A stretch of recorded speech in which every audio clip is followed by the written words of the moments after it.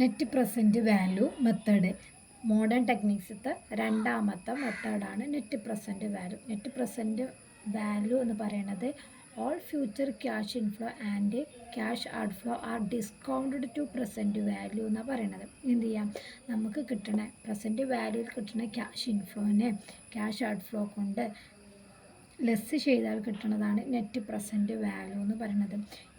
Net present value ഒരു positive amount ആണ് കിട്ടുന്നുണ്ട് എങ്കിൽ അതിന് നമ്മൾ എന്ത് ചെയ്യണം, അത് ആ പ്രൊജക്റ്റ് പ്രോഫിറ്റ് ആയിട്ടുള്ള നല്ല പ്രോഫിറ്റബിലിറ്റി കൂടുതലുള്ള ഒരു പ്രൊജക്റ്റാണെന്ന് നമ്മൾ തീരുമാനിക്കണം. രണ്ടാമത്തെ നെറ്റ് പ്രസൻറ്റ് വാല്യൂ ഒരു നെഗറ്റീവ് എമൗണ്ട് ആണെന്നുണ്ടെങ്കിൽ അതൊരു ലോസിൽ സംഭവിക്കുന്ന ബിസിനസ്സാണ്.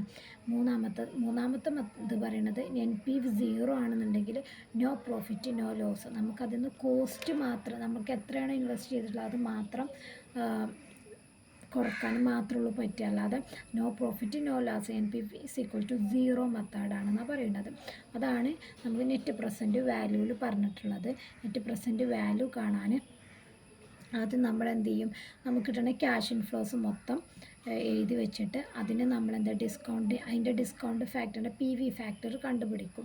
ഡിസ്കൗണ്ട് ഫാക്ടർ ഇപ്പോൾ ഡിസ്കൗണ്ട് റേറ്റ് തന്നിട്ട് ആ ഡിസ്കൗണ്ട് റേറ്റിൻ്റെ പ്രസൻറ്റ് വാല്യൂസുകൾ കണ്ടുപിടിച്ചിട്ട് ആ പ്രസൻറ്റ് വാല്യൂ മൊത്തം കൂട്ടി കിട്ടുന്ന എമൗണ്ട് കൊണ്ട് നമ്മൾ ക്യാഷ് ഔട്ട്ഫ്ലോ ലെസ് ചെയ്താൽ അത് നമുക്ക് കിട്ടും. അതാണ് NPV എന്ന് പറയുന്നത്. അപ്പോൾ നമ്മളൊരു ക്വസ്റ്റ്യൻ എടുക്കുകയാണെന്നുണ്ടെങ്കിൽ എന്ത് ചെയ്യുക, ഒരു question project A and project B, അതിൻ്റെ project A and project B initial investment 1 lakh, project എയിലും പ്രൊജക്റ്റ് ബിയിലും 1,00,000 രൂപ വെച്ചിട്ട് നമ്മൾ ഇൻവെസ്റ്റ് ചെയ്താൽ ഇത് ക്യാഷ് ഇൻഫ്ലോ പ്രൊജക്റ്റ് എ വരുന്ന ക്യാഷ് ഇൻഫ്ലോ ഫസ്റ്റത്തെ വർഷം 30,000, പിന്നെ 40,000, 40,000, 30,000, 30,000. രണ്ടാമത്തെ പ്രൊജക്റ്റ് പിയിൽ 20,000, 30,000, 50,000, 40,000, 30,000. അതിൻ്റെ ഡിസ്കൗണ്ട് റേറ്റ് എന്ന് പറയുന്നത് 15% ആണെന്ന് തന്നിട്ടുണ്ട്. അങ്ങനെ തന്നാൽ നമുക്കിപ്പോൾ ക്വസ്റ്റ്യന് ഇപ്പോൾ നമ്മൾ ഡിസ്കസ് ചെയ്യുകയാണെന്നുണ്ടെങ്കിൽ ഞാൻ എന്ത് ചെയ്തു, ഇത്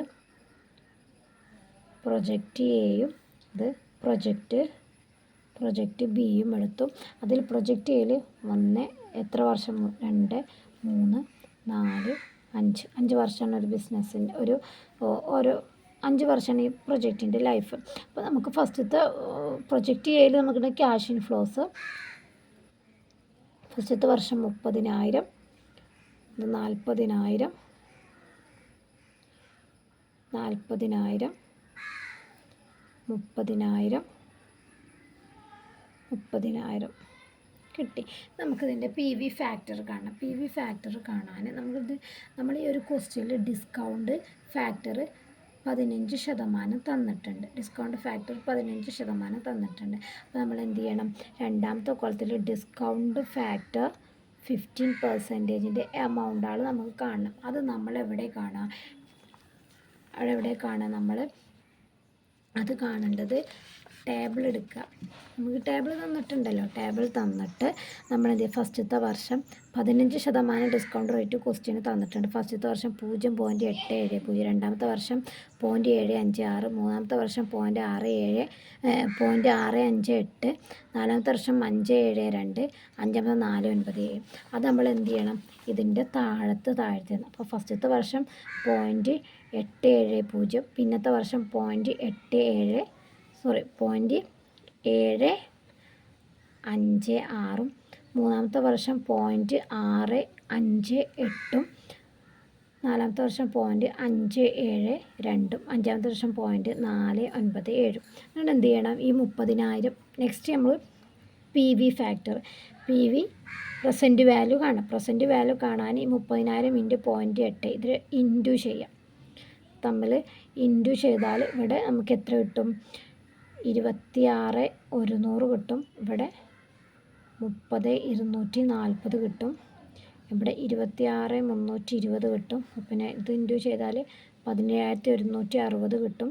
അതുപോലെ തന്നെ 14,910 കിട്ടും. എന്നിട്ട് എന്ത് ചെയ്യാം, പ്രസൻറ്റ് വാല്യൂ കാണാൻ നമ്മൾ ഈ പ്രസൻറ്റ് വാല്യൂ ഈ എമൗണ്ടാണ് മൊത്തം കൂട്ടിങ്ങാണ്ട് അപ്പോൾ ഇത് മൊത്തം കൂട്ടിയാൽ നമുക്ക് 1,14,730 രൂപ കിട്ടും. ഇതാണ് നമ്മളെ present value of cash inflow എന്ന് പറയുന്നത്. ഇതാണ് present value of cash inflow. അതിന് നമ്മൾ ക്യാഷ് ഔട്ട്ഫ്ലോ കൊണ്ട് ലെസ് ചെയ്യണം. നമുക്ക് ക്യാഷ് ഔട്ട്ഫ്ലോ എത്ര 1 lakh ആണ്. പ്രൊജക്റ്റ് ചെയ്യേണ്ട 1 lakh, പ്രൊജക്റ്റ് പിയിൽ ഇനീഷ്യൽ ഇൻവെസ്റ്റ്മെൻറ്റ് 1 lakh ആണ് തന്നിട്ടുണ്ട്. ഇത് 1 lakh ലെസ് ചെയ്താൽ ഇത് 14,730 ആണെന്ന് എന്ത് പറഞ്ഞിട്ടുണ്ട്.